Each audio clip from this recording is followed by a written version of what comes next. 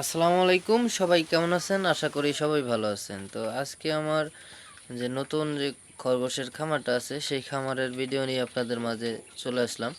তো দেখতে পারতেছেন এখানে যে খরগোশগুলো রাবিটগুলো দেখতেছেন, এগুলো কিন্তু সবগুলো মেল রাবিট।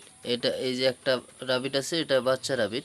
তো রাবিটকে কিভাবে যত্ন সহকারে আর পালন করতে হয় সেই বিষয়গুলো নিয়ে আজকে আপনাদের মাঝে গুরুত্বপূর্ণ আলোচনা করব।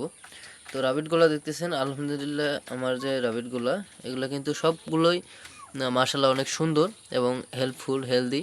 তো আর এখানে রাবিট কিন্তু টোটালি 5টা আছে। একটা যেহেতু এই যে বক্সের ভিতরে আছে, যেহেতু আমি এখানে বক্স করে দিয়েছি যাতে রাবিট ভিতরে গিয়ে বাচ্চা দিতে পারে। এখানে আমার মেল রাবিট আছে একটা এবং ফিমেল রাবিট আছে 4টা।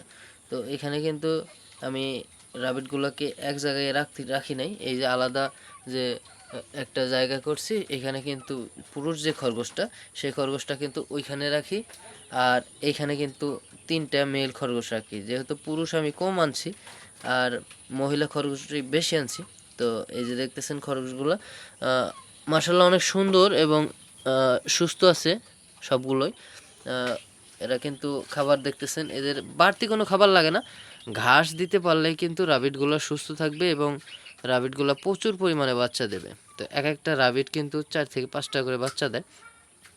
তো আমি মনে করি যে এই রাবিট খামার যদি কেউ করতে পারেন তাহলে কিন্তু অবশ্যই লাভবান হওয়া যাবে। তো এখানে দেখতেছেন আমি কিন্তু এই যে একটা বাচ্চা আনছি, এটা ছোট, এটাও মেয়ে খরগোশ।